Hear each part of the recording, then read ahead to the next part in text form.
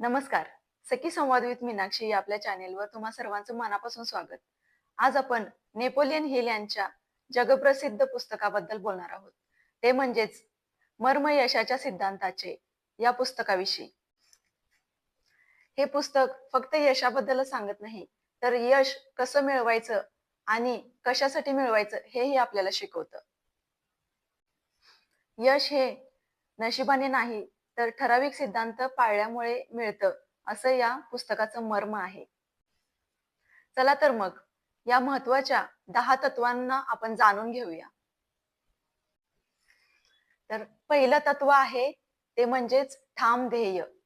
आपल्या जीवनामध्ये आपलं ध्येय ठाम असेल, तर आपण सर्व काही अचीव्ह करू शकतो, असं नेपोलियन हिल सांगतात. ते म्हणतात, की ध्येय निश्चित असेल तरच आपण आपलं ध्येय गाठू शकतो. ते म्हणतात, ज्याचं ध्येय स्पष्ट नाही, तो आयुष्यामध्ये भरकटतच राहतो. कारण ध्येय एकच ठरवणं आणि त्या दृष्टिकोनातूनच आपण ते अचीव्ह करण्याच्या दृष्टीनं चालत राहणं महत्वाचं आहे. ना की एक्सपेरिमेंट करत बसणं, की आज मी इंजिनिअरिंग करायचंय मला. पण ते करत असताना असं वाटलं, की हां बाबा माझं हे ध्येय नव्हतंच. मी असंच ॲडमिशन घेतलं आणि ते आता मला बोरिंग वाटते. इंटरेस्टच वाटत नाही त्यामध्ये.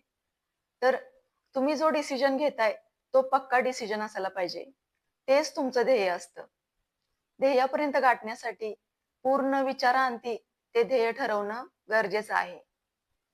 ध्येय निश्चित असेल तरच आपण प्रयत्न करण्याला अर्थ आहे.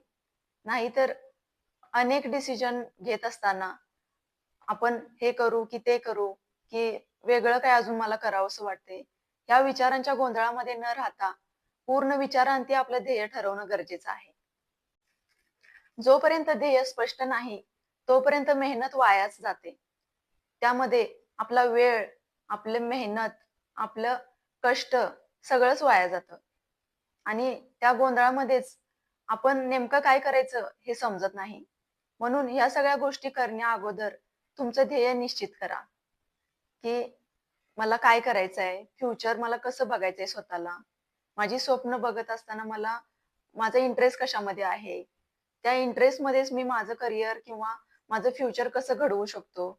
याविषयी पूर्ण विचार करूनच तुमचं ध्येय पक्कं करा. दुसरं तत्व आहे आत्मविश्वास म्हणजे सेल्फ कॉन्फिडन्स. यशाची सुरुवात होते ती स्वतःवर विश्वास ठेवण्यापासून. तुम्ही जर स्वतःला कमी लेखत असाल, तर जग तुम्हाला कधीच मोठं मानणार नाही. आत्मविश्वासानंच प्रत्येक गोष्ट करणं गरजेचं आहे. कारण आत्मविश्वास हीच यशाची गुरुकिल्ली आहे. मी करू शकतो, मी योग्य आहे, मी माझी स्वप्न पूर्ण करू शकतो, हा विश्वास स्वतःला द्या. स्वतःला विश्वास दिल्यानंतरच आपला आत्मविश्वास वाढत असतो.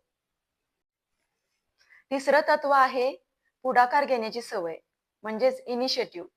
यशस्वी लोक हे संधीची वाट बघत बसत नाहीत. ते संधी शोधतात, पण कधी-कधी ते स्वतः संधी निर्माण करतात. आपणही आपलं ध्येय पूर्ण करण्यासाठी या तत्वाचा पूर्णपणे वापर केला पाहिजे.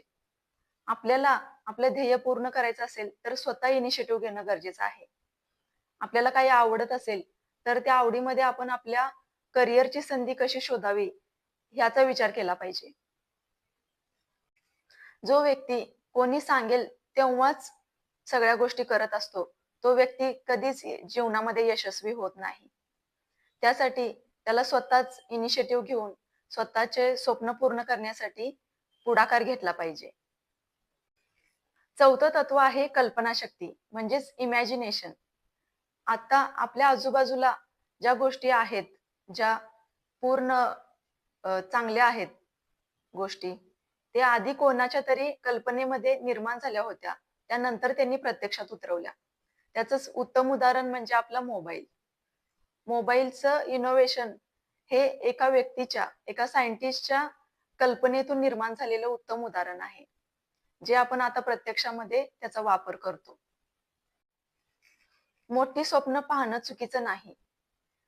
चुकीचं आहे ते स्वप्न पूर्ण न करणं होय. प्रत्येक जण आपल्या जीवनामध्ये एक स्वप्न बघत असतो. पण कधी-कधी ते पूर्ण करण्याचं राहून गेलं या खंतामध्येच राहतो. पण संधी मिळत असेल तर त्या संधीमधूनच आपण आपली स्वप्न पूर्ण करण्याकडे वाटचाल केली पाहिजे. कल्पना करा की मला यशस्वी व्हायचंच आहे आणि ती जी कल्पना तुम्ही करताय ती प्रत्यक्षात उतरवण्यासाठी प्रयत्न करा. म्हणजेच उदाहरणार्थी जर आपण एखादं स्वप्न बघितलं की मला बिझनेसमॅन व्हायचं आहे, तर बिझनेसमॅन होण्यासाठीच्या काय काय गोष्टी मला करायला पाहिजेत ते इमॅजिनेशन मध्ये ठरवा. म्हणजेच आपल्या स्वप्न पूर्ण करण्यासाठीच्या दृष्टीनं पाऊल पुढे ठेवा. नंतर ते पूर्ण करण्यासाठीचे अजून काही प्रयत्न आपल्याला करता येतील त्यासाठीच्या सगळ्या गोष्टी करा. 5वं तत्व आहे उत्साह, म्हणजेच इंथुझियाझम. तुम्ही जे करत आहात ते उत्साहाने करत असाल तर लोक तुमच्याकडे आपोआप आकर्षित होतात. उत्साहाशिवाय काम करणं म्हणजे ओझं होय. जे कराल ते उत्साहाने करा, यश तुम्हाला आपोआप मिळेल. 6वं तत्व आहे स्वसंयम, म्हणजे सेल्फ कंट्रोल. राग, भीती, नकारात्मक विचार हे यशाचे शत्रू आहेत. यापासून आपण दूर राहिलेलंच चांगलं. जो स्वतःवर नियंत्रण करू शकतो तो परिस्थितीवरही नियंत्रण करू शकतो. या सगळ्या गोष्टी यशासाठी खूपच महत्वाच्या आहेत. 7वं तत्व आहे इतरांशी चांगलं वागणं. नेपोलियन हिल म्हणतात की यशस्वी लोक जेवढं सांगितलंय तेवढंच करत नाहीत, जेवढं सांगितलं आहे त्याच्याहून थोडं अधिकच करतात. त्यामुळेच त्यांना यश मिळतं. म्हणजेच थोडे जास्त प्रयत्न, थोडी जास्त सकारात्मकता आणि थोडे जास्त समर्पणाची भावना असते त्यामध्ये. 8वं तत्व आहे अपयशातून शिकणं. अपयश म्हणजे शेवट नाही, तर तो एक धडा आहे. नेपोलियन हिल म्हणतात, अपयशाशिवाय यशाची किंमत कळत नाही. हरलात ठीक आहे, शिकलात पुन्हा प्रयत्न करा. या तत्वामधूनच आपल्याला यश मिळू शकतं. 9वं तत्व आहे टीम वर्क आणि मार्गदर्शन. एकट्याने चालत असताना दूरवर जाता येतं, पण सोबत गेल्याने त्याच्याही पुढे जाता येतं. नेपोलियन हिल म्हणतात, योग्य लोकांची साथ, योग्य लोकांचं मार्गदर्शन आणि त्यांच्या विचारांची देवाणघेवाण ह्या गोष्टी यशाला मार्गदर्शक ठरतात. चांगली संगत निवडा, योग्य सल्ला ऐका.